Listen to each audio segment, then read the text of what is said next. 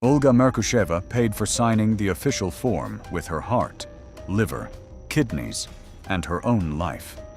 Her one-day marriage to a man who called himself an Indian prince ended not in a honeymoon suite, but on an operating table in a private clinic in Abu Dhabi, where her body was methodically dismantled for sale.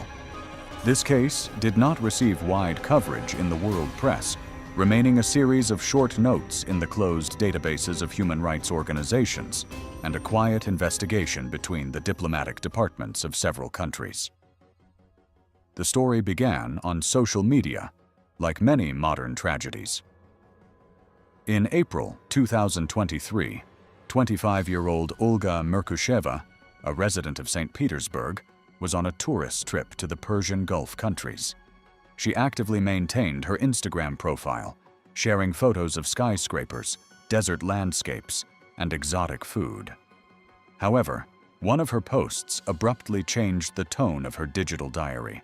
Underneath a photo of her smiling next to a tall man with a well-groomed beard and an expensive suit, there was a short caption: "I fell in love with the man of my dreams. He's like something out of a movie, an Indian prince."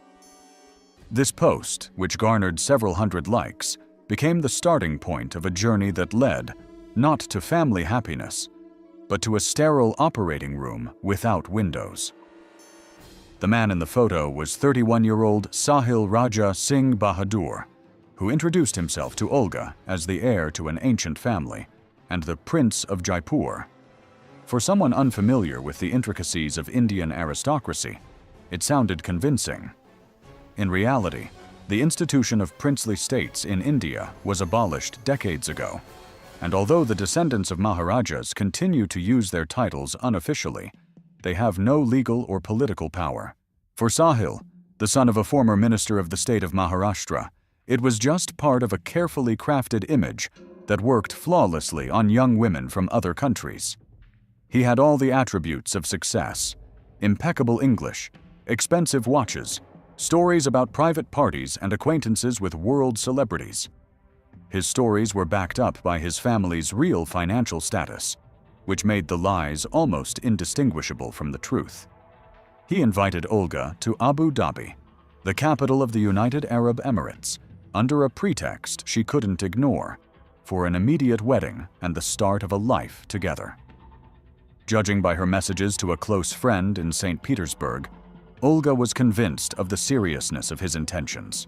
She described what was happening as a fairy tale: a gold ring with an impressive diamond, presented on the very first evening, a personal driver at the wheel of a black Rolls-Royce waiting for her at every exit, and a room at the Emirates Palace Hotel, a complex whose construction cost exceeded $3 billion, and which is known for its unmatched level of luxury.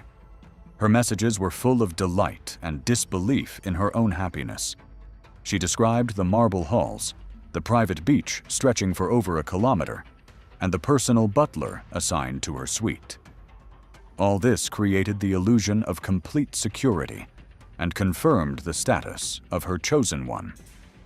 The day after her arrival, on April 6th, the tone of her messages changed.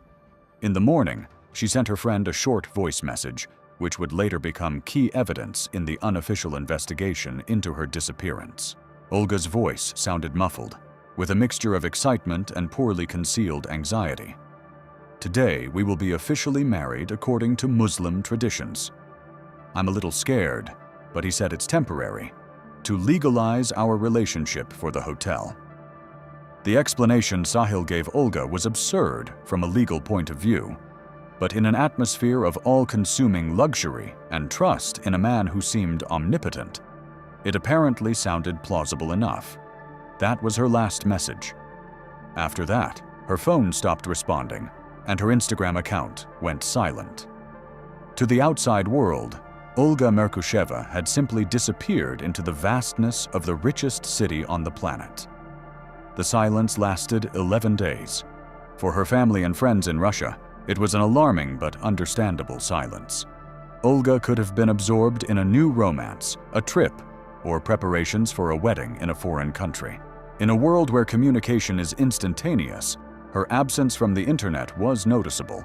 but did not yet cause panic. The real story at that time was unfolding not in instant messengers, but in the sterile corridors of the private Al Noor Specialty Hospital. This elite medical facility in Abu Dhabi, known for serving royal families and wealthy expatriates, values patient confidentiality above many formal protocols. It was here, away from prying eyes, that the system failed.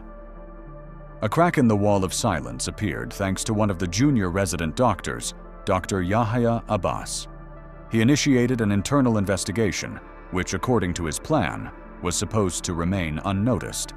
But information about it leaked out through an anonymous communication channel that he had established with a small international human rights organization. In his encrypted message, Dr. Abbas outlined facts that violated every conceivable medical and legal norm. According to him, the body of a young woman of European appearance was brought to the intensive care unit without any accompanying documents proving her identity. According to a verbal order from the clinic's management, she was to be registered as an organ donor after an accident. However, it was the details of this accident that aroused Abbas's suspicions. He noted two critical inconsistencies. First, the body wasn't delivered by an ambulance crew or the police, which is standard procedure for traffic accidents, falls from heights, or any other incident requiring emergency hospitalization. The patient was brought in a private car without medical identification marks, which entered the hospital grounds through the service entrance intended for staff and deliveries. Second, there was no record in the logbook of a police report or even an initial examination at the scene of the accident.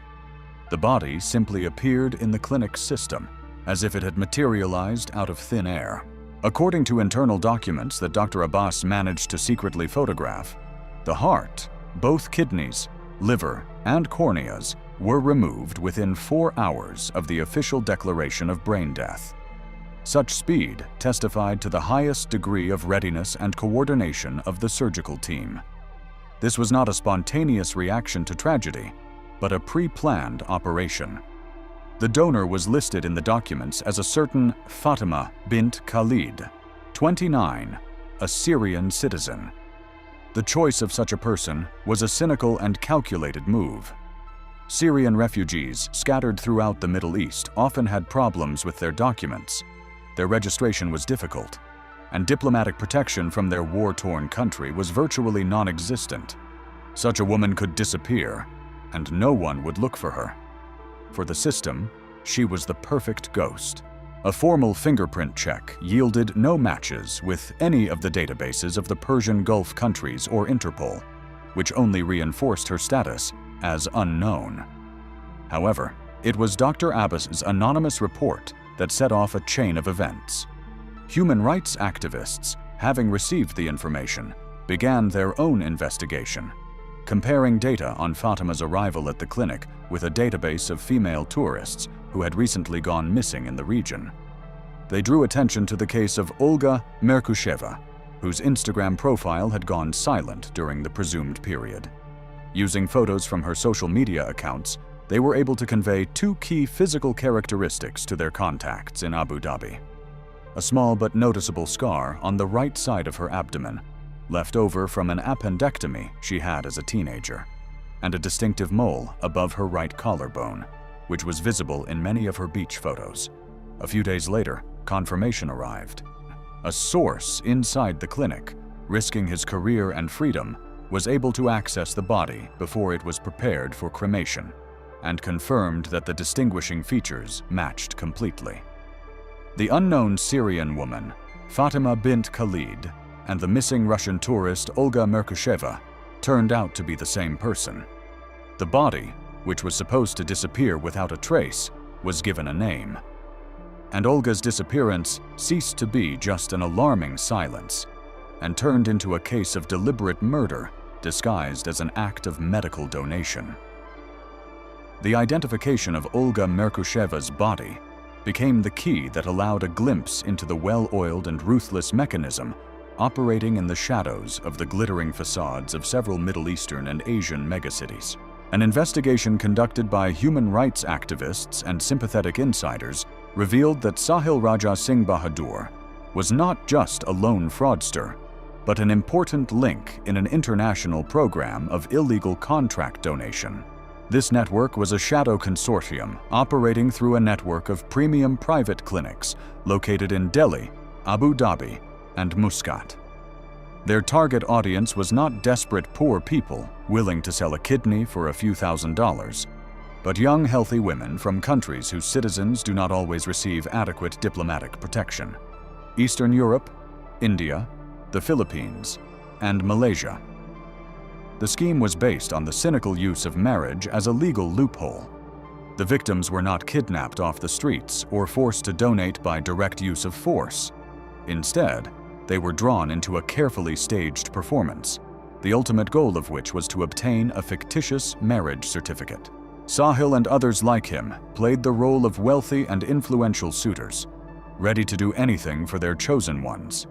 They surrounded the victim with extravagant luxury, gave expensive gifts, and proposed marriage in the shortest possible time. The key moment of the operation was a quick wedding ceremony, often within a day or two of the woman's arrival in the country. These marriages were not registered in state institutions, but through loyal religious centers, where Sharia judges, such as Sheikh Abdul Majid Al-Naimi, who registered Olga's union, conducted the procedure on the basis of a minimum set of documents, and often in the absence of witnesses on the bride's side. Once the signature was affixed, the woman's legal status changed dramatically. From a foreign tourist, she became the wife of a local resident or influential foreigner. This status, according to the twisted logic of the organizers, gave them the right to make medical decisions for her in the event of her sudden incapacity. Signatures on forms consenting to organ donation after death were most likely forged or obtained by deception, slipped into a pile of other papers supposedly necessary for marriage or residence permits. In Olga's case, this scenario was carried out with surgical precision. After she sent her last voice message, she was apparently persuaded to take some kind of sedative under the pretext of preparing for her wedding night, or to relieve stress. Further events are reconstructed based on the findings of a forensic medical examination conducted unofficially before cremation. The cause of death was severe traumatic brain injury caused by a strong blow to the back of the head with a blunt object. This blow did not kill her instantly, but caused extensive bleeding in the brain, leading to a condition medically defined as brain death. For the organizers, this was the ideal outcome. The victim's heart continued to beat, maintaining blood flow to her organs and keeping them viable for transplantation, while from a legal standpoint, she was already dead. She was then taken to Al Noor Clinic under the guise of being an accident victim and under the false name of a Syrian refugee. UAE police later claimed that there was no record in their system of a Russian citizen with the surname Merkusheva entering the country on the dates in question, indicating that her data may have been deleted from the immigration database, an operation requiring a high level of access and influence. The final stage of the scheme was the disposal of the body. Cremation, not a common practice in the Islamic world, was chosen as the most reliable way to destroy all evidence. The ashes left over from the victim had no biological value for the investigation, and the official death certificate in the name of the fictitious Fatima bint Khalid closed the case without leaving any clues. The consequences of the exposure of this scheme were as depressing as the crime itself. Despite Olga's confirmed identity and the presence of a witness in the form of Dr. Abbas, the system they were trying to fight proved impenetrable. None of the key players in this tragedy faced criminal charges, and justice was reduced to a series of formal letters and financial penalties that were disproportionate to the cost of a human life. The main suspect, Sahil Raja Singh Bahadur, the man who lured Olga into a deadly trap, returned to Mumbai unhindered. The United Arab Emirates authorities never brought formal charges against him or requested his extradition. Without this, the Indian law enforcement system was powerless. Journalists' inquiries to his family went unanswered. Sahil himself reportedly continues to live a luxurious lifestyle, attending social events and running the family business. He is protected by a wall of money, influential lawyers, and jurisdictional barriers that make him virtually invulnerable. To the world, he remains what he was, a wealthy heir, not an accomplice to murder. The fate of the only person who showed integrity in this story turned out to be tragic. Dr. Yahya Abbas, who passed the information on to human rights activists, was immediately dismissed from the Al-Noor clinic on the pretext of gross violation of corporate ethics and medical confidentiality. 3 days after his dismissal, he disappeared without a trace. His colleagues claimed that he was going to leave the country, fearing for his safety. No one has seen him since. His disappearance sent a silent but crystal clear message to anyone who might consider taking similar action in the future. The system demonstrated that it is not only capable of covering up crimes, but also of effectively eliminating those who try to shed light on them. Al-Noor Specialty Hospital itself suffered only minor reputational and financial losses. Following an internal investigation initiated by the UAE Ministry of Health, the hospital was fined a large administrative penalty, and its license to perform organ transplants was suspended for 6 months. However, none of the top management or members of the surgical team that performed the organ removals were held criminally responsible. The official conclusion referred to serious violations in the maintenance of documentation and patient identification protocols. But the intentional nature of the crime was ignored. For the clinic, this was merely a temporary inconvenience, the price to pay for running a shady but extremely lucrative business. Sharia judge Sheikh Abdul Majid Al-Naimi, whose signature appeared on Olga's marriage certificate, also escaped any responsibility. In his only comment to the press, he stated that he had acted in strict accordance with the law and that the documents provided to him by the parties did not raise any doubts as to their authenticity and did not contain any signs of violations. After that, he flatly refused to communicate further, citing the confidentiality of information about the persons who had approached him. The official response from the Russian side also reached an impasse. The diplomatic mission in the UAE sent an official request for the release of Olga Merkusheva's body for independent examination and burial in her homeland. The response received from the Emirati authorities was brief and final. It stated that the body of a foreign citizen registered as Fatima bint Khalid was buried in accordance with Islamic traditions, as no relatives came forward to claim it within the established time frame. Therefore, further identification is impossible. This statement contained at least 2 false claims. First, the body was cremated, not buried, and second, her identity had been reliably established. Thus, Olga Merkusheva was erased twice, first physically, then in the documents. Her Instagram page was deleted, and her bank accounts, to which Sahil probably had access as her legal spouse, were emptied. The only material evidence of her last day was a photocopy of her marriage certificate, issued on April 6, 2023. On the paper, stamped with an official seal, the names of the husband and wife were written in Arabic script. In the bride column was written, Fatima al-Rashid, and next to it, in parentheses, a note in English, apparently made for internal reporting. Maiden name, Merkusheva. This entry became her epitaph, a legal document recording the transformation of a living person into raw material for nameless recipients. She believed in the fairy tale because its staging was flawless, a title, luxury, an instant marriage proposal. But behind this facade lay not love, but cold commercial calculation. In a world where human organs have a market value of hundreds of thousands of dollars, the most intimate human feelings, trust, hope, love, become commodities.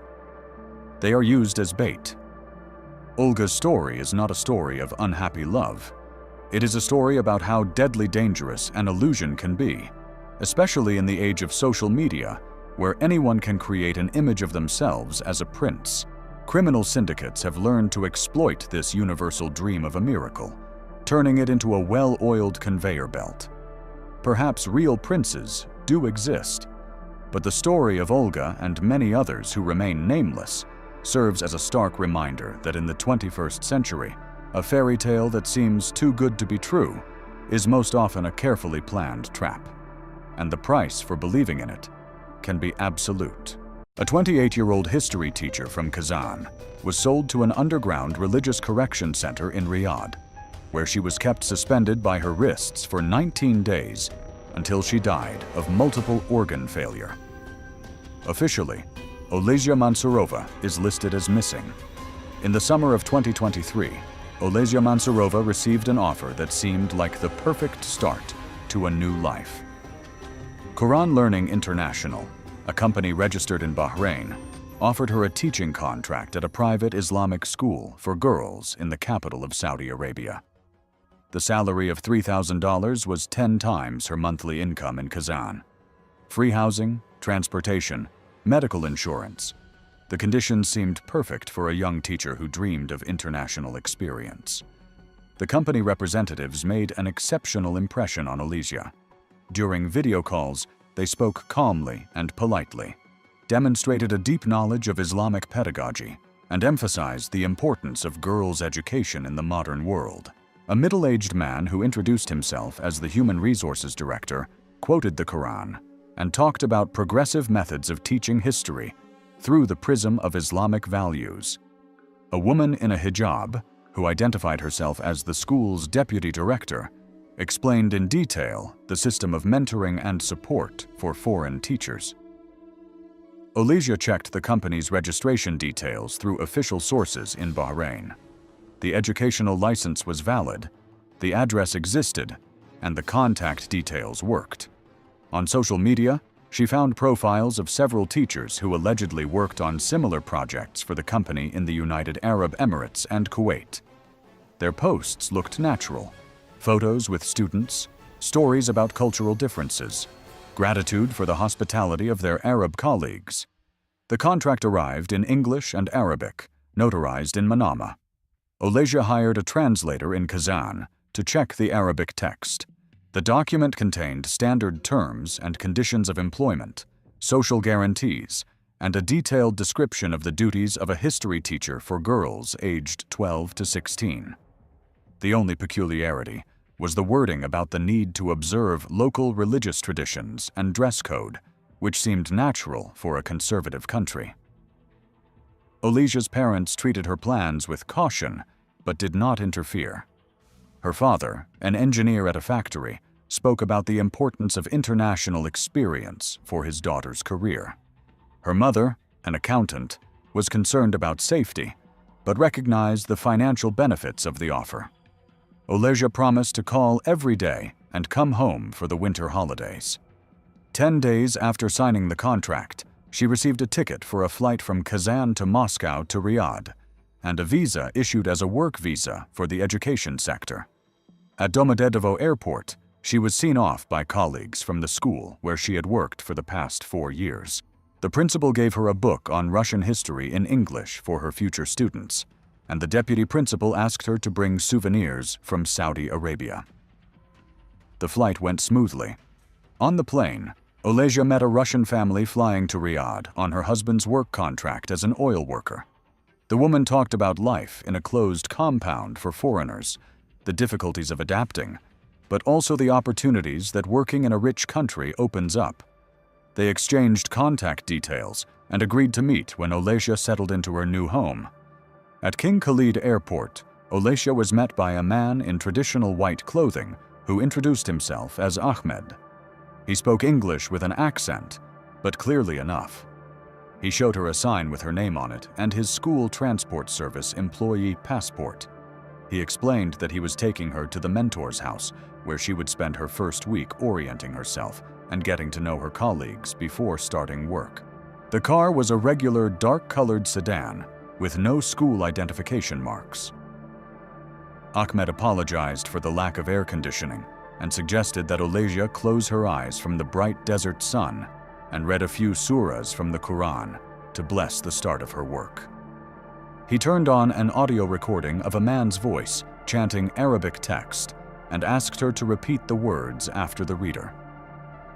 Olejia sent her last voice message to her colleague Marina at 1:47 p.m. local time. "The driver met me and said he would take me to the mentor's house. Something strange. He asks me to close my eyes and read the surahs. Probably a local tradition. I'll write in the evening when I've settled in." After that, her phone was no longer reachable, and all her social media accounts were deleted within 24 hours. 3 weeks later, 24-year-old refugee Abdullah Sarhan was detained at a checkpoint on the border between Saudi Arabia and Yemen. Border guards found him in the cargo compartment of a van transporting construction materials. He did not resist arrest and immediately requested political asylum in exchange for information about crimes he had witnessed in Riyadh. Abdullah told immigration officers that he had worked for 9 months as a technical employee at an institution called Madrasa al-Nur, officially registered as a center for religious education and spiritual purification for women. The building was located in an industrial area on the outskirts of the capital, far from residential neighborhoods and tourist areas. According to Abdullah, his duties included cleaning the premises, delivering food, and maintaining the building's technical systems. He was forbidden from talking to the women held at the facility and from entering certain areas without being accompanied by security. Violation of the rules was punishable by immediate dismissal and deportation. However, after several months of work, Abdullah began to notice strange things. Screams could be heard coming from the basement, which the staff explained were prayer practices. The facility's doctor, Dr. Saad al-Harazi, regularly went down to the basement with medical instruments, and each time came back up with blood-stained clothes. Guards carried the lifeless bodies of women who were officially referred to as patients undergoing treatment for spiritual ailments. One day, when the main staff was away for Friday prayers, Abdullah went down to the restricted area. In one of the basement cells, he found a woman of European appearance suspended by her wrists from a metal beam. Her feet did not touch the floor, her hands were tied with steel cables, and her mouth was sewn shut with coarse thread. There were burns from electric wires on her thighs, and on the wall, written in Arabic letters, were the words, "She resisted purification." Abdullah secretly filmed what was happening on his phone, realizing that he was witnessing a serious crime. The video lasted about 3 minutes and showed the woman in agony, slowly dying from torture. He did not dare to free her, fearing for his own life, but he remembered the location of the camera and the time of filming. A week later, the woman died. Abdullah saw her body being carried out in a garbage bag and loaded into a crematorium minibus. In the documents, she was listed as Aisha bint Khalid, a Syrian refugee who died of acute heart failure during religious fasting. Dr. al-Harazi personally signed the death certificate. After this incident, Abdullah began planning his escape. He understood that he had witnessed a murder and that his own life could be in danger. He saved money, studied routes to the border, and waited for the right moment. The opportunity arose when a truck driver he knew agreed to secretly take him out of the country for $500. His escape plan did not come about by chance. Abdullah understood that he had witnessed a horrific crime and that his silence made him an accomplice. The video he had made in the basement was the only evidence of the nightmare that was unfolding. He was aware of the risk, but he could not live with the knowledge that women were continuing to die in agony while the world remained unaware. It took months to prepare for his escape.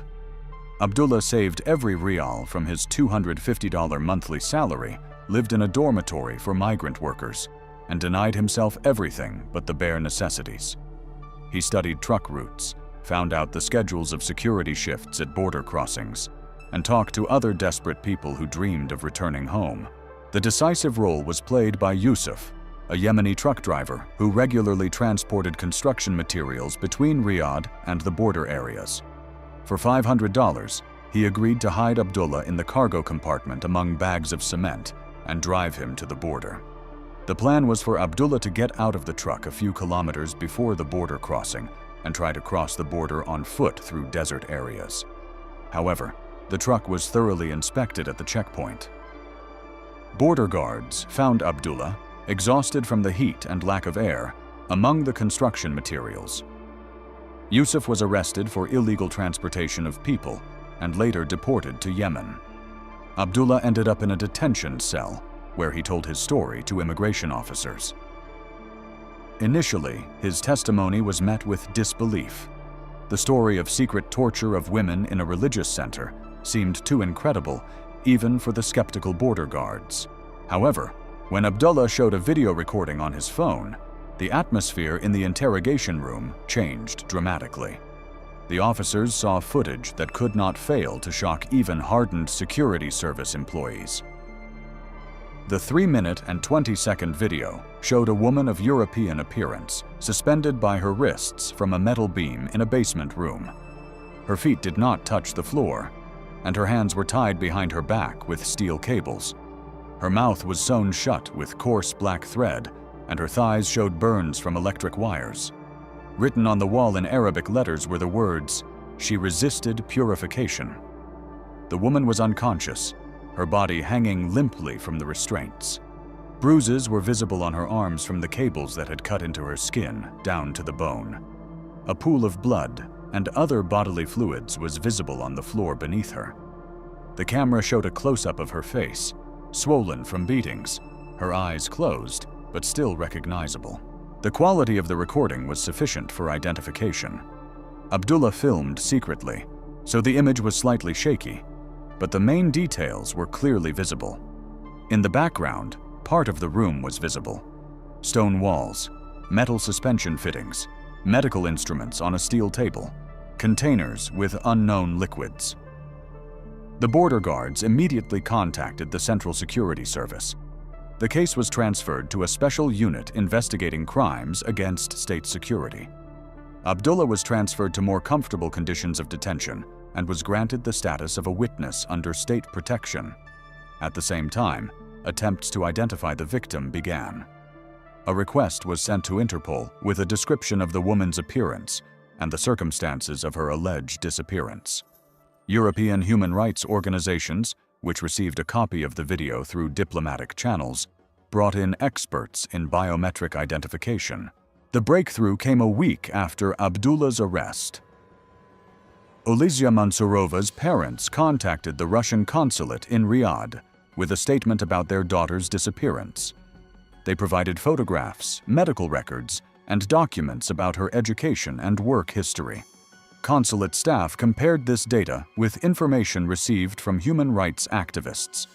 Biometric analysis conducted by independent experts in London showed a 98% match between the woman in the video and Olesya Mansurova's photographs. The experts took into account the deformation of the face from beatings and swelling, but the main anatomical features matched almost completely. The Russian diplomatic service immediately sent an official request to the Saudi Arabian Ministry of Internal Affairs regarding the whereabouts of citizen Mansurova. The response came 2 weeks later. No record of a woman with that name and passport details entering the country was found in the databases. The visa services also had no data on the issuance of a work visa to that name. Meanwhile, BBC journalists who had received information about the case from sources in human rights organizations began their own investigation. They contacted Olesya's colleagues in Kazan, obtained records of her last phone calls, and studied her correspondence on social media. Gradually, the picture of her disappearance began to emerge. Her colleagues confirmed that Olesya had received a job offer from Curran Learning International and was excited about the prospects. They remembered her stories about the interviews, her impression of the company's professionalism, and her plans for the future. The last voice message sent from Riyadh Airport was the last trace of her life. An investigation by British journalists led to the discovery of links between Quran Learning International and the Bait al-Saleh Foundation. The company, formally registered in Bahrain, had common founders with several organizations funded by the foundation. Cash flows showed that Quran learning was, in fact, a front for attracting foreign female specialists under the guise of educational programs. The Bait al-Saleh Foundation belonged to the influential theologian Sheikh Abdulatif bin Yahya al-Faraj, known for his strict interpretation of Islamic law. The 62-year-old sheikh was the author of numerous fatwas justifying the forced correction of women who, in his opinion, had strayed from the true path. He regularly preached about the need to purify society from Western influence. Al-Faraj held influential positions in the kingdom's religious hierarchy. He was a member of the advisory council to the Grand Mufti, had connections in the ruling family, and enjoyed the patronage of several princes. His foundation was officially involved in charity and religious education, but according to internal documents obtained by journalists, it also financed a network of closed institutions for spiritual correction. The Al-Nur Madrasa, where Abdullah worked, was one such institution. Officially, it was listed as a center for religious education for women from disadvantaged families. In practice, women accused of violating religious norms ended up there, refusing to wear the hijab, attempting to obtain an education without the consent of their guardians, wanting to work or travel independently. In addition to local residents, the madrasa also held foreign women who had entered the country under various pretexts. Analysis of documents showed that over the past 5 years, dozens of women from different countries had passed through such institutions. Teachers from the Philippines, nurses from India, domestic workers from Ethiopia, and specialists from European countries. The treatment methods included prolonged suspension by the arms, restriction of food and water, the use of electric shocks, and psychological manipulation through forced reading of religious texts. The facility's doctor, Dr. Saad al-Harazi, regularly recorded the condition of the patients and determined the intensity of the treatment. His notes, partially recovered from leaked data, showed a cynical attitude toward human suffering. According to these records, Olesha was brought to the madrasa under the name Maryam al-Rusia, Russian Mariam. Her diagnosis was resistance to spiritual purification and adherence to Western values. Treatment began immediately upon arrival and continued for 19 days until her death from multiple organ failure. Dr. al-Harazi's medical report listed the cause of death as acute heart failure as a result of religious fasting. This diagnosis was signed without an autopsy or independent examination. The body was immediately transferred to the crematorium under the fictitious name of Aisha bint Khalid, allegedly a Syrian refugee without documents who died of natural causes. The crematorium belonged to a private company that had a long-term contract with the Bait al-Saleh Foundation. Crematorium employees did not ask questions about the identity of the deceased and received bonus payments for maintaining confidentiality. The remains were cremated within 6 hours of the body's arrival, which ruled out the possibility of a second examination. An international scandal quickly developed. The Russian Foreign Ministry sent an official note of protest to the Saudi government, demanding immediate information on the whereabouts of citizen Mansurova. The response came through the Russian consulate in Riyadh. No records of a woman with such passport details entering Saudi Arabia were found in the databases of the Saudi Interior Ministry. At the same time, Russian diplomats asked the Bahraini authorities to provide information about the company, Quran Learning International. It turned out that the company had been registered just 2 weeks before contacting Olesha and was liquidated the day after her disappearance. Its registered address turned out to be a post office box, and the contact numbers were not answered. The company's online presence also vanished. Its website, social media profiles, and advertisements were all deleted within 24 hours. An examination of the IP addresses showed that the site was hosted on servers in Qatar via a network of proxy servers, making it virtually impossible to identify the real owners. British journalists from the BBC gained access to the video through a network of human rights organizations. The material was examined by an independent laboratory in London, which confirmed its authenticity. Analysis showed that the recording was made on a mobile phone model common in the region, with no signs of digital processing or editing. However, the editorial board decided not to publish the video for ethical reasons.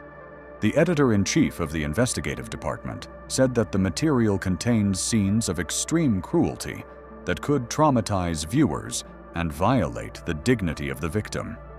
Instead of publishing the video, a detailed written investigation was prepared describing the circumstances of the case. The investigation revealed the systematic nature of crimes within the network of institutions associated with the Beit al-Salih Foundation.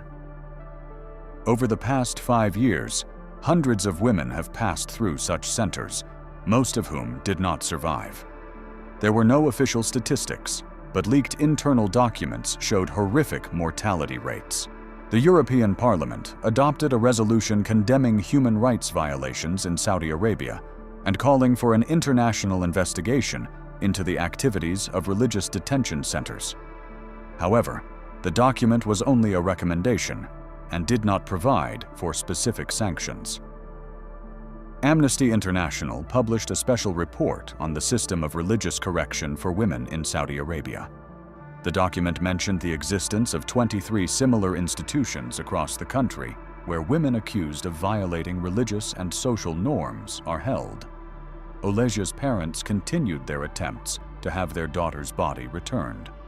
They appealed to the Russian Foreign Ministry, the Prosecutor General's Office, and the Office of the Human Rights Commissioner. Everywhere they received standard responses about diplomatic efforts and the impossibility of taking specific measures without the cooperation of the Saudi side. Olesia's mother gave several interviews to Russian media, in which she talked about her last conversations with her daughter, her plans and dreams. Her father tried to fly to Riyadh on his own, but was denied a visa without explanation. Relatives created groups on social media in an attempt to draw public attention to Olesia's fate. Meanwhile, Abdullah Sarhan was deported back to Yemen under the escort of the Saudi Security Service. At the Sana'a airport, he was met by representatives of the Houthi government, who provided him with temporary asylum. Abdullah gave an interview to local journalists in which he spoke in detail about his testimony. However, a week later, Abdullah disappeared from his home in Sana'a. Neighbors reported that people in military uniform arrived at night and took him away to an unknown destination. The authorities announced that a search had been launched, but no results were forthcoming. Since then, nothing has been known about the fate of the only witness, Imam Mahmoud al-Ghamdi, who oversaw the activities of the Al-Nur Madrasa, also disappeared without a trace. He was last seen on the premises of the institution on the day the international investigation began. Colleagues claimed that he had gone on vacation to visit relatives in a remote province, but checks showed that his relatives did not live at the address provided. Dr. Saad al-Harazi continued to work in the Saudi Arabian healthcare system. He was transferred to another medical facility in the province and received a promotion. When asked by journalists about his role in the case, he replied that he had performed his professional duties in accordance with local law and religious precepts. Sheikh Abdullatif bin Yahya al-Faraj publicly denied any connection between his foundation and the crimes described. In an interview with the official Saudi media, he claimed that a smear campaign was being waged against Islamic values and religious education. His lawyers filed lawsuits against several international publications to protect his honor and dignity. Al-Nur Madrasa was officially closed by local authorities due to violations of sanitary standards. The building was sealed and the staff dismissed. A month later, the premises were transferred to another religious organization to be used as a Quran study center for men. The international human rights community continued to demand an independent investigation, but had no real leverage over the Saudi authorities. Economic ties between Saudi Arabia and Western countries remained a priority over human rights issues. The Russian public continued to follow developments in the case, but official information was released in small doses through diplomatic channels. Olesia's parents regularly contacted the embassy to demand that the search for their daughter be intensified, but received standard responses about negotiations with the Saudi side. Consular officials explained that without confirmation that Mansurova had entered Saudi Arabia, further action was extremely limited. A year after Olesia's disappearance, the Russian Foreign Ministry sent a final note to the Saudi government, demanding that it provide all available information about the fate of the missing Russian citizen. The response was received 3 months later. The Saudi Arabian Ministry of Interior confirmed that there were no records of a woman with the specified passport details entering, staying in, or leaving the country. At the same time, the Russian authorities requested information from the Bahraini authorities about the activities of the company Quran Learning International. It turned out that the company was registered to a front man, Yemeni citizen Ali ibn Said al-Hadrami, who had died 6 months before the business was officially registered. The legal address turned out to be non-existent, and the bank accounts were closed on the day the company was liquidated. An examination of financial flows showed that the company's operating funds came through a complex system of offshore structures in Qatar, the United Arab Emirates, and Kuwait. The ultimate beneficiaries remained unidentified, as the scheme involved numerous front companies and nominal owners. Attempts to trace the cash flows to their source were hampered by banking secrecy and the unwillingness of financial institutions to cooperate in the investigation. British journalists continued to gather material for the investigation, but faced systematic opposition. Witnesses refused to be interviewed, documents disappeared, and sources in Saudi agencies cut off contact. The BBC received an official warning from Sheikh al-Faraj's lawyers about possible legal action if inaccurate information was published. The only material evidence of the crime was the video filmed by Abdullah Sarhan. However, after the witness disappeared, the legal value of the recording became questionable. Lawyers argued that the material could not be used in court without the testimony of the person who made it, and without the ability to verify the circumstances of the filming. Nevertheless, human rights organizations continued to refer to the case of Olesia Mansurova in reports on human rights violations in Saudi Arabia. Amnesty International included her name in its list of victims of repression against women in the kingdom. Human Rights Watch used the case to criticize the international community for tacitly accepting human rights violations for the sake of economic interests. The European Parliament twice adopted resolutions condemning the disappearance of the Russian citizen and calling for an international investigation into the activities of religious detention centers. However, the documents were declarative in nature and did not imply the introduction of specific sanctions against Saudi Arabia or individuals involved in the case. The United Nations included the case of Olesia Mansurova in the report of the Working Group on Enforced or Involuntary Disappearances. Saudi Arabia was notified of the need to provide explanations on this case, but no official response was received. Representatives of the kingdom at the UN limited themselves to stating that they considered such accusations to be part of a campaign to discredit the country. Olesia's family exhausted all legal avenues to seek justice. Her parents turned to private detective agencies, offered rewards for information, and tried to attract the attention of the international media. However, without the support of state structures and the cooperation of the Saudi authorities, these efforts were unsuccessful. Olesia's colleagues at her school in Kazan organized a memorial plaque in her honor, despite the lack of official confirmation of her death. The school principal said that they remember Olesia as a talented teacher and a wonderful person whose fate should serve as a warning to anyone planning to work abroad. 2 years after Olesia's disappearance, the world learned of the death of Sheikh Abdulatif bin Yahya al-Faraj. The official cause of death of the 74-year-old theologian was heart failure. His Bait al-Salih Foundation was reorganized, and transferred to the management of another religious organization.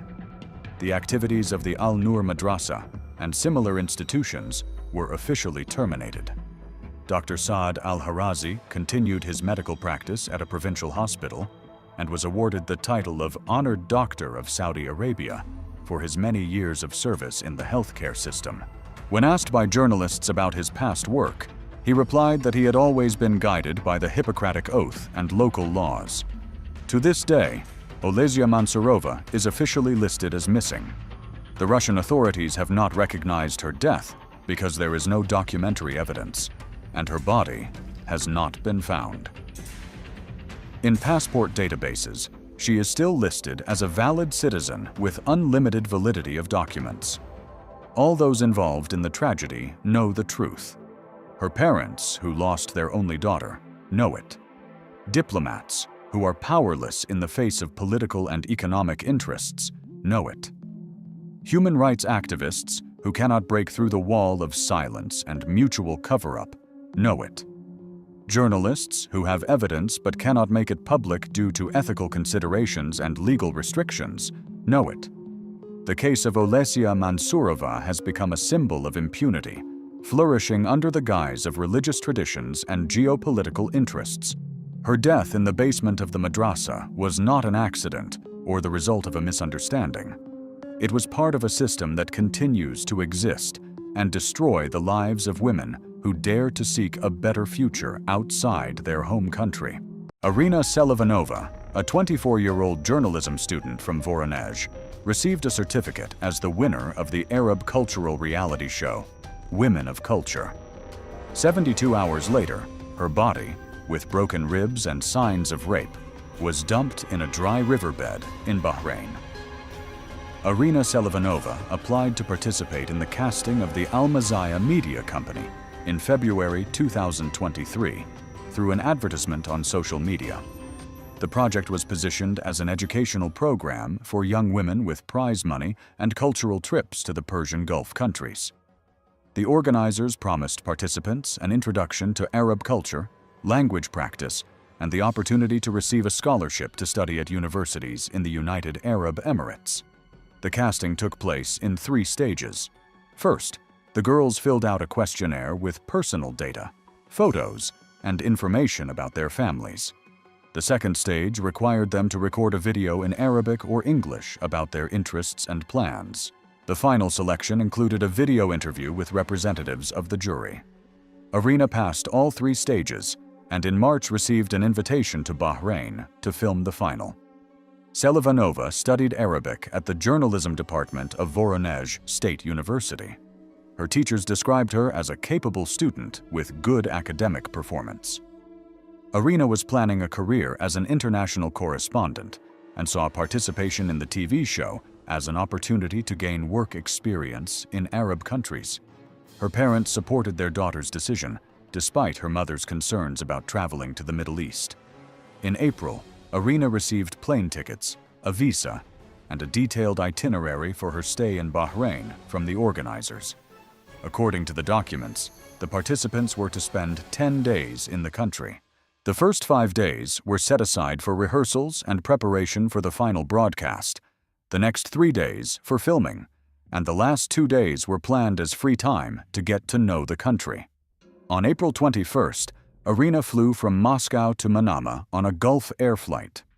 She was met at the airport in Bahrain by Mustafa Saeed al-Zahrani, a representative of Al Mazaya Media, who accompanied a group of 8 contestants from different countries.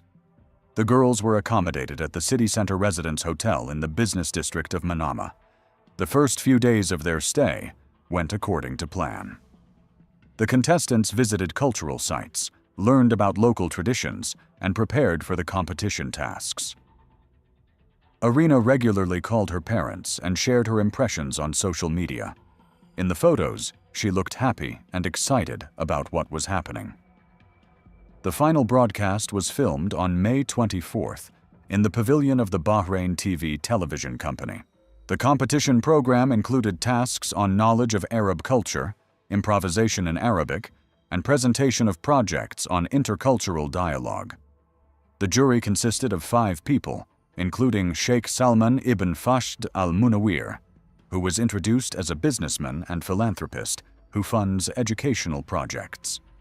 Arina took first place with her project on the role of women in modern Arab journalism. Her presentation was highly praised for the depth of her research and the quality of her delivery. At the award ceremony, she was presented with a certificate, a gold bracelet with Arabic calligraphy, and an additional prize, a trip to Abu Dhabi for a cultural weekend. After filming ended, Sheikh Salman personally congratulated Arina on her victory and invited her to dinner to discuss the details of the trip to the Emirates. The organizers announced that the transfer would be arranged separately, and the other participants would go to the airport to fly home. Arina said goodbye to the other girls and got into a car with Mustafa al-Zarani. According to the testimony of the taxi driver, who later gave evidence at the consulate, at around 9 p.m. on May 24th, a black Mercedes C-Class with tinted windows was driving through the Al-Adliya district towards the suburbs. The car contained a man of Arab appearance at the wheel and a young woman of European appearance in the back seat. On the morning of May 25th, Arina was supposed to contact her parents, but no call came. Attempts to call her number were unsuccessful. Selivanova's mother contacted the Russian consulate in Manama with a request to find out her daughter's whereabouts. Consulate officials sent a request to the organizers of the TV show and received a reply that Arina was on an excursion program and would be back in touch in a few days. On May 26th, her parents received a message from Arina's phone. "Everything is fine. The program has been extended. I'll be back on Sunday." The text was written in Russian, but her parents noticed spelling mistakes and an unusual style of writing that were uncharacteristic of their daughter. Repeated attempts to contact Arina were unsuccessful. On May 7th, around midnight, Arina sent a voice message to her friend Marina Stepanova via a messaging app. The recording lasted 37 seconds. In the message, Arina said in an alarmed voice that she had been taken to a private house, which they called a vacation home. She mentioned 3 security guards, the confiscation of phones under the pretext of compliance with the rules, and the absence of the promised excursions. The message ended with the phrase that she did not understand what was happening. Stepanova immediately tried to call Arina back, but the number was unavailable. She contacted Selivanova's parents and sent them the voice recording. The family contacted the Russian consulate with a request to immediately search for their daughter and provided the audio recording as evidence that Arina was in danger. On May 8th, the consulate sent an official request to the Bahraini Ministry of Interior asking for a search for Russian citizen Arina Selivanova. The response, received 2 days later, stated that the citizen had left the country on May 7th on a flight to Dubai, and her further whereabouts were unknown. A check of airline records showed that no one named Arina Selivanova had registered for flights from Bahrain on May 7th. The consulate requested border control data, but received a formal response stating that the information was confidential and could not be provided to foreign missions without a court order. On May 10th, at around 6 a.m., a local resident named Ahmed al-Bouasheri, who was collecting scrap metal in the Al-Jaid area, discovered the body of a young woman in a dry riverbed. The previous evening, heavy rain had fallen in the region, washing the body out of the sand and onto the surface. The man called the police, and an investigation team arrived at the scene. The body belonged to a young woman of European appearance, aged about 25. The deceased was wearing a white cotton tunic with no identifying marks, no underwear, and no shoes. Her hair was tangled and contained traces of sand and vegetation. Multiple injuries were found on the body, including bruises on the face and limbs.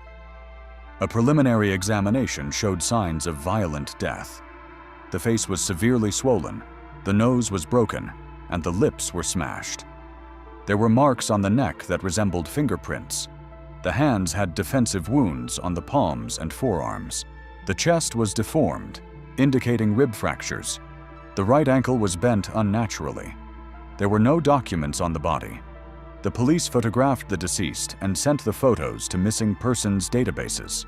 The body was transported to the morgue of the private clinic Al Nasim Medical Center for a forensic medical examination. Since the state morgue was overloaded, the authorities regularly used private medical facilities for such procedures. 2 days later, the Russian consulate received a request to identify the body of an unknown woman of European appearance. Consular officer Andrei Volkov arrived at the clinic and immediately suspected that the deceased might be Irina Selivanova.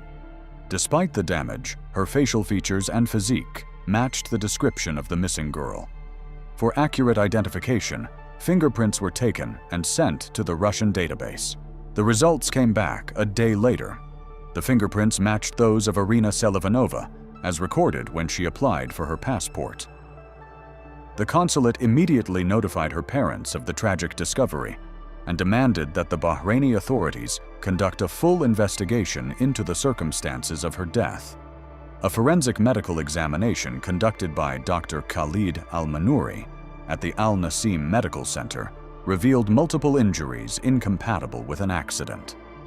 The report contained a detailed description of the injuries sustained by the deceased shortly before her death. The closed head injury was the result of multiple blows to the head with a blunt object. Internal bleeding in the abdominal cavity was caused by a ruptured spleen from a severe blow to the abdomen. The rib fractures were compressive in nature, indicating that significant force had been applied to the chest. According to the expert, the broken ankle could have been the result of a fall or intentional injury. The report paid particular attention to marks on the neck and wrists, which the expert interpreted as the result of the victim being restrained against her will. Abrasions on the inner thighs and damage to the genitals clearly indicated sexual assault. Blood tests revealed no traces of alcohol or drugs. The expert determined the time of death to be between late evening on May 7th and early morning on May 8th. The condition of the body indicated that death did not occur at the site where it was found. The absence of blood at the site and the nature of the damage to the clothing suggested that the body had been moved after death. The Russian consulate sent an official note of protest to the Bahraini authorities, demanding that a criminal case be opened into the murder of a Russian citizen.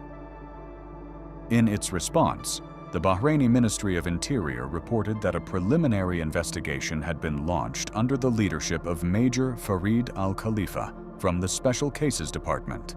At the same time, consular officials began their own investigation, interviewing television show employees and people who may have seen Irina in the last days of her life. Most officials refused to testify without permission from their superiors. Nevertheless, some information was obtained from rank-and-file employees. Ibrahim Al-Kawari, a security guard at the television studio, confirmed that after filming, Irina was picked up by Mustafa Al-Zarani in a black car. According to the guard, the girl looked calm and showed no signs of anxiety. Al-Zarani said he was taking the winner to a meeting with the program's sponsors to discuss a trip to Abu Dhabi. Fatima Al-Zaira, the administrator of the city center residence hotel, said that Irina did not return to her room after the filming of the final. Her belongings remained in the room until the date of checkout. When consular officials requested the girl's personal belongings, it turned out that her suitcase and documents had disappeared from the room under unknown circumstances. Taxi driver Yusuf Al-Majid said that on the evening of the final, he saw a black Mercedes with a young woman in the back seat in an area of luxury villas on the outskirts of Manama. The car was heading towards a suburban area where the private residences of influential citizens of the country were located. The driver did not remember the license plate number. Attempts to contact Mustafa Al-Zarani were unsuccessful. Al-Mazaya media employees said that he went on vacation immediately after filming ended and left the country. The company's management provided a copy of his employment contract, but the contact information turned out to be inaccurate. The address listed belonged to a demolished building. Unofficial sources at the consulate received information that Irina had been seen in the area of the villa belonging to Sheikh Salman ibn Fahd al-Munawir. The residence was located in the gated community of Al Jazeera Gardens, home to members of the royal family and prominent businessmen. Access to the area was restricted, and the perimeter was guarded by a private security service. A kitchen employee at the villa, a Filipino citizen named Maria Jose, who worked at Sheikh Salman's house on a temporary contract, agreed to testify on condition of anonymity. The meeting was arranged at a neutral location through intermediaries from the Filipino diaspora, who guaranteed the woman's safety. According to Maria, in the evening, she saw a young European woman in white clothes in the guest wing of the villa. The girl looked confused and was trying to find a way out of the house. She was accompanied by two men in dark clothes who did not allow her to move freely around the property. One of them spoke English with an accent and called the girl Russian. At night, Maria heard loud voices and sounds of a struggle coming from the guest wing. A woman was screaming, her voice full of panic and pain. The sounds continued for about an hour. Then silence fell. The Filipina did not dare to leave her room, fearing for her own safety. In the morning, she saw two men carrying a large bundle wrapped in a carpet out of the house. The bundle was loaded into a white Toyota Land Cruiser with no license plates. The car left the villa grounds accompanied by another car, a black SUV with tinted windows. Maria remembered the time, around 8 a.m., because that was when she usually started making breakfast for the owners of the house. On the same day, Maria was notified of the early termination of her contract at the initiative of her employer. She was paid compensation and asked to leave the country within 48 hours. The woman realized that she had become an unwanted witness and agreed to deportation, fearing for her life. Consular officials attempted to obtain an official statement from Maria Jose, but by that time, she was already in Manila. Attempts to contact her through the Philippine consulate were unsuccessful. The woman refused to testify, citing threats to her family's safety. The Russian side sent a request to question Sheikh Salman ibn Fahd al-Munawir as a witness, as he was the last officially confirmed person to have had contact with the deceased. The response came a week later. The sheikh was on a business trip to Europe and would only be available to testify in a month's time. Meanwhile, the Bahraini authorities continued to insist on the accident version. Major Al-Khalifa, who was in charge of the investigation, told reporters that the foreign citizen could have been the victim of a robbery that ended tragically. According to him, criminal groups regularly operated in the area where the body was found, attacking tourists. The Russian consulate requested the investigation materials, but was refused on the grounds of the confidentiality of the investigation. Consul Vladimir Petrov personally met with the Bahraini Minister of Interior, but no constructive dialogue was achieved. The Bahraini side continued to assert that the investigation was being conducted in full. Attempts to involve international human rights organizations also failed. Amnesty International and Human Rights Watch expressed concern about the situation, but did not take any active measures, citing the need to obtain additional information from official sources. The Russian media provided virtually no coverage of the Irina Selivanova case. The few publications that did appear were only in regional publications in the Voronezh region, and even then, they were more in the form of obituaries than journalistic investigations. Federal channels ignored the story, despite appeals from parents and social activists. Irina's parents tried to draw attention to the case through social media, but their posts received limited distribution. The girl's mother, Elena Selivanova, created a petition demanding a thorough investigation into her daughter's murder, but collected less than 1,000 signatures. Her father, Vladimir Selivanov, appealed to various authorities, including the Russian Investigative Committee, but received only formal replies. Additional medical data obtained by the consulate through unofficial channels revealed horrific details about the last hours of Irina's life.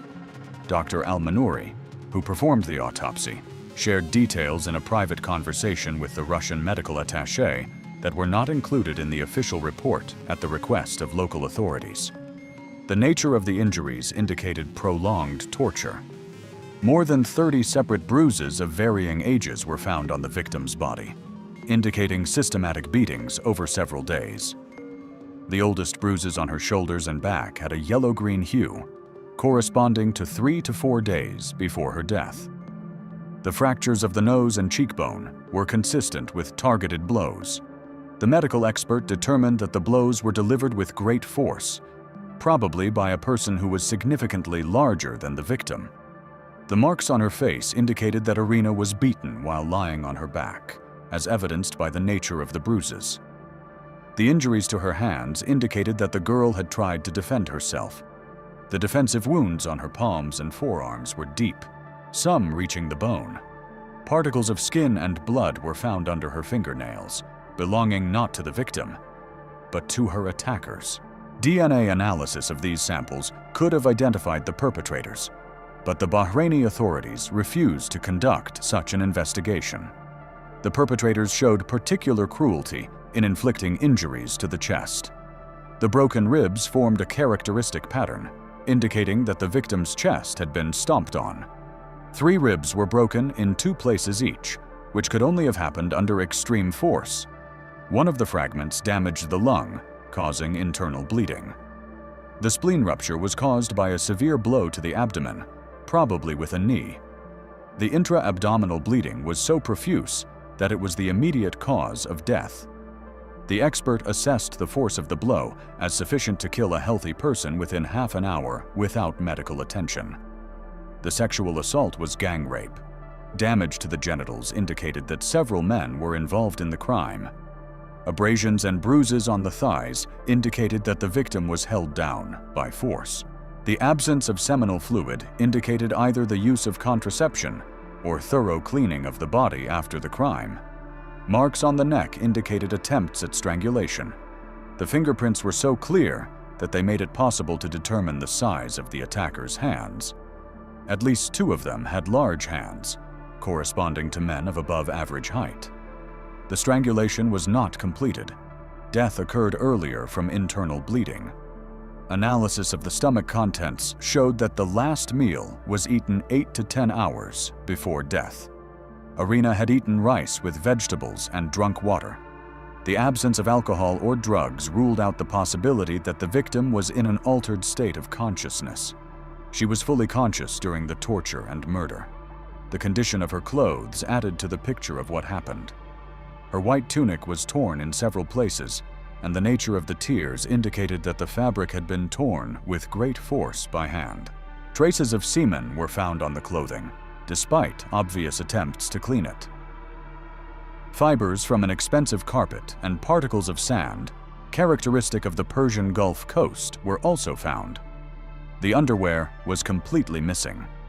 The expert suggested that it had been removed from the body and destroyed, as it could have contained the most important evidence.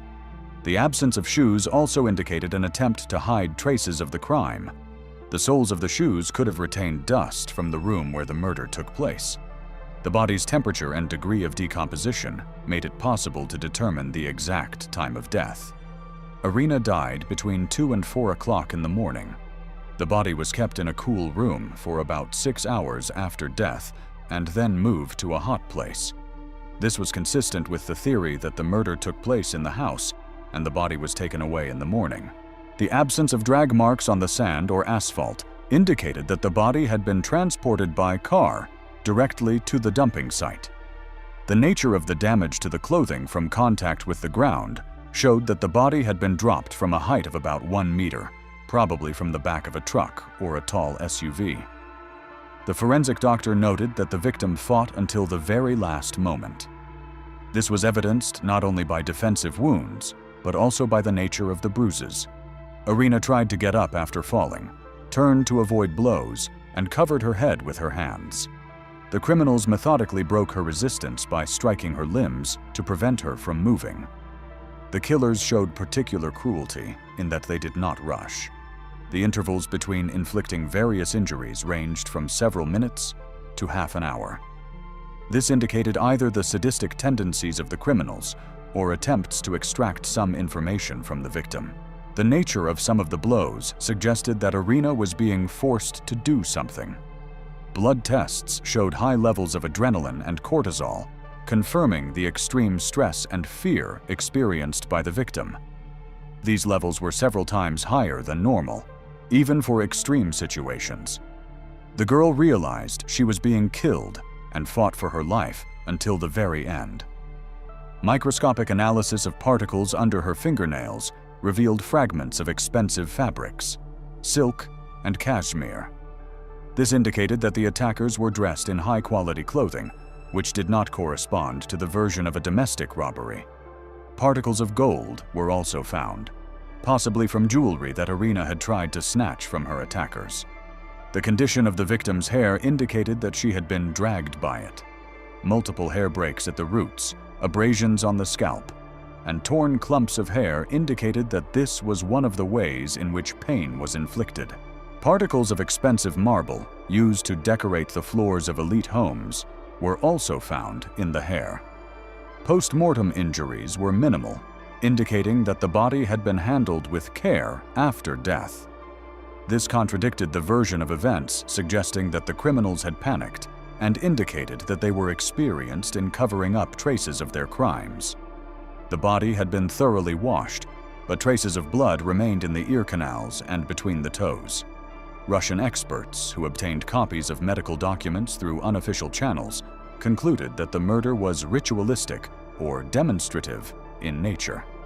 The degree of cruelty exceeded what was necessary to take a life and pointed to the psychological abnormalities of the criminals or their desire to send a message to other potential victims. Dr. Al-Manouri admitted in a private conversation that in his 30 years as a forensic expert, he had never seen such cruel treatment of a victim. According to him, even crimes motivated by drugs or family revenge were rarely accompanied by such a level of violence. He expressed regret that political considerations prevented a full investigation. A month after the body was found, Sheikh Salman ibn Fahd al-Munawir returned from a trip to Europe and agreed to testify. The meeting took place at his law office in the presence of 3 lawyers and a representative of the Bahraini Ministry of Interior. Russian consular officials were allowed to attend, but without the right to ask questions. The sheikh claimed that he had last seen Irina at the award ceremony, where he congratulated her on her victory. According to him, he offered her an additional trip to Abu Dhabi as a sponsor of an educational program, but no specific agreements were reached. All further organizational issues were to be decided by the coordinator, Mustafa al-Zahrani. When asked if Irina had been to his home, the sheikh replied with a categorical denial. He stated that he had never invited the TV show participants to his home and had no personal contact with them outside of official events. The sheikh's lawyers presented documents confirming his presence at a business meeting at the Ritz-Carlton Hotel on the evening of Irina's disappearance. The documents included a bill for dinner for 8 people, hotel surveillance camera footage, and waiters' testimonies. The evidence looked convincing, but Russian experts noted that the alibi only covered the period from 7 to 11 p.m. The time after midnight, when, according to the medical report, the murder took place, remained unconfirmed. Attempts to question Officer Maher al-Kulaifi, who, according to unofficial information, supervised the guest house at the sheikh's villa, were unsuccessful. Officially, no such person existed in the structure of the Ministry of Internal Affairs. Requests for information about an employee with that name were met with the response that the personal data of civil servants is not subject to disclosure to foreign representatives. Mustafa al-Zahrani was never found. Al-Mazaya Media stated that he had resigned of his own accord immediately after the end of the project and left the country. Passport services confirmed his departure to Saudi Arabia, but further traces were lost. The Saudi authorities refused to provide information about his whereabouts, citing the protection of citizens' privacy. The investigation, which formally continued, did not yield any new results. Major Al-Khalifa periodically informed the consulate about ongoing activities, but did not provide any specifics. Requests for interim results received standard responses about the need to comply with procedural norms and the confidentiality of the investigation. The Russian leadership attempted to raise the issue to the diplomatic level. Russian ambassador to Bahrain. Anatoly Romanov met with the kingdom's foreign minister, but no constructive dialogue was achieved. The Bahraini side insisted that the investigation was being conducted objectively and that outside interference was unacceptable. International human rights organizations limited themselves to formal statements. Amnesty International included Irina Selivanova's case in its annual report on human rights violations in the Persian Gulf countries, but took no practical action. Human Rights Watch sent a request to the Bahraini authorities, but received no response. Irina's parents tried to hire private investigators, but were refused. Several international agencies said they did not work in Bahrain due to local legal restrictions. The few private investigators who agreed to take on the case demanded astronomical sums and did not guarantee results. The Selivanov family's attempts to obtain compensation through international courts also failed. The European Court of Human Rights refused to hear the case because Bahrain is not a signatory to the European Convention. The International Criminal Court stated that it had no jurisdiction in the matter. The Russian authorities limited themselves to diplomatic protests. The Russian Foreign Ministry sent several notes to the Bahraini government, but the matter did not go beyond formal procedures. No economic or political sanctions were imposed. Cooperation between the countries in other areas continued as usual. The media quickly lost interest in the story. The last publications about the Irina Selivanova case appeared 3 months after the body was found in regional publications in the Central Federal District. Federal channels did not even mention the murder in their crime news reports. The topic became taboo without any official explanation of the reasons. 6 months later, the Bahraini authorities announced that the case had been closed due to lack of evidence. The official conclusion stated that the Russian citizen's death occurred under unclear circumstances, possibly as a result of an accident or a crime committed by unidentified persons. The investigation materials were transferred to the archives with the label "Secret." The Russian consulate received notification of the closure of the case, along with a request to collect the deceased's personal belongings. However, when consular officials arrived at the specified location, they were informed that the belongings had been disposed of in accordance with sanitary requirements. No documents regarding the disposal were provided. Irina's body was cremated at the state crematorium in Manama without her parents' consent. The official reason given was the need to comply with sanitary and epidemiological standards in a hot climate. The urn with her ashes was handed over to the Russian consulate only 2 months after the cremation, which ruled out the possibility of a second examination. Her parents received the urn with their daughter's ashes in Voronezh in October. The farewell ceremony was held in a small circle of relatives and friends. The local authorities did not organize any official memorial events. Irina's grave in the Komentarnovsky Cemetery was left without the state honors due to victims of crimes abroad. Elena Selivanova continues to seek justice through public organizations, but her efforts have not been supported. The memorial fund she created for her daughter exists only on paper. There are virtually no donations, and no state funding is provided. The only result has been a small memorial plaque at the university where Irina studied. Al-Mazaya Media continues to operate under the new name Gulf Culture Productions. Projects for young women from post-Soviet countries are still being announced on social media. The conditions for participation and the prize fund have remained virtually unchanged. There is no information about the fate of Irina Selivanova in the promotional materials. Sheikh Salman ibn Fahd al-Munawir has expanded his charitable activities. Last year, he opened a cultural center for young people in Manama and received a state award for his contribution to the development of international cooperation. His name is regularly mentioned in the local press in connection with educational initiatives. The facts indicate that Irina Selivanova was a victim of human trafficking under the guise of a cultural program. The TV show was a way of selecting young women for wealthy clients. Irina's victory turned out to be not a reward, but a sentence. Her beauty, education, and defenselessness made her the perfect victim for those accustomed to buying people. The murder occurred after Irina tried to resist or escape. She was tortured, raped, and beaten to break her will, but she continued to fight. In the end, the criminals decided to get rid of their uncontrollable victim. They dumped her body like trash, hoping that the desert would hide the traces of their crime. The system for protecting Russian citizens abroad proved completely ineffective. Consular officials had no real tools to investigate the crime. Diplomatic protests remained a formality. Russian law enforcement agencies made no attempt to investigate the murder of their own citizen. The Bahraini authorities demonstrated their willingness to cover up the crimes of influential citizens. The investigation was a sham, designed to create the appearance of work. All key witnesses either disappeared or were deported. Evidence was destroyed under various pretexts.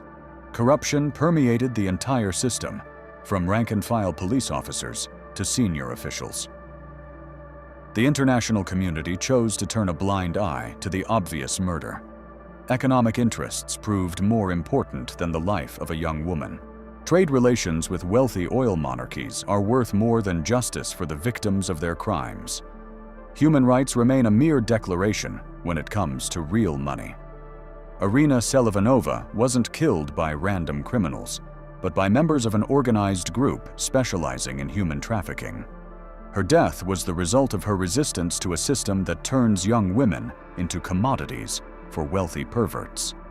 The killers remain unpunished and continue their activities. Irina's story is not an exception, but a pattern. Dozens of young women from poor countries disappear every year in the wealthy monarchies of the Persian Gulf. Some become sex slaves, others die while trying to resist. Their bodies are found in the desert or dumped in the sea.